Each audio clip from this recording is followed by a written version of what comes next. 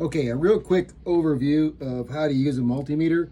Everything around your dial here is all your settings. The wavy line, voltage, AC, because AC goes up and down. You see the second voltage right here?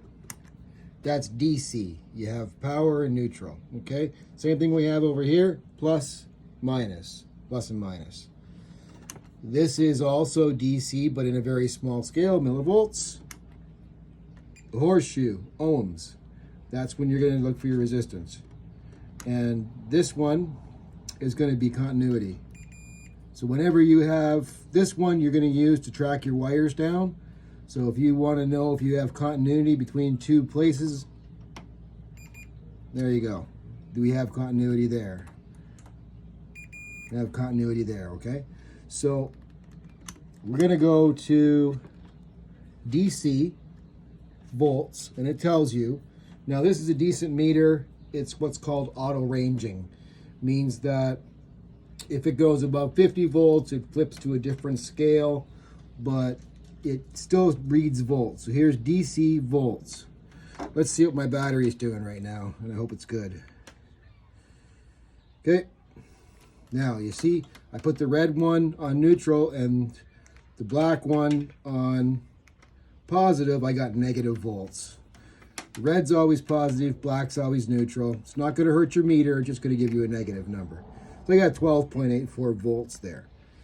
So you want to go around to the different parts of your bike and you want to know if you've got power at a certain connector.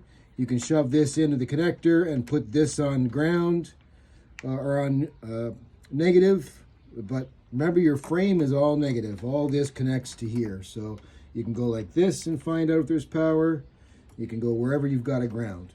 Now, one thing to keep in mind is this doesn't measure all the electricity that's there. It only measures the difference in electricity between these 2 points, okay?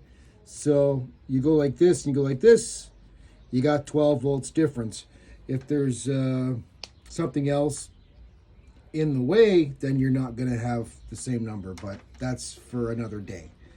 But that's basically it. So you've got the wavy line is going to be AC when you're checking an outlet or something with one of your appliances. The double dots and the straight line is DC. You got a positive and a negative, positive, negative, positive, negative. And then ohms is going to be your resistance. So whenever you need to measure ohms, I haven't got anything handy to measure. And this will also be continuity, okay? So you can also do continuity with the ohms. If you do this, it'll be open. That will tell you you've got a connection there, but I just go like this, block that somewhere in the frame, and then I can just follow my wire, all the connections I need to follow, and I just see if I've got it there. Typically what you're doing with your tester light is you're going to put this on power and you're going to keep following your way back. This way you can check anywhere. If you have any questions, feel free to let me know. Thanks.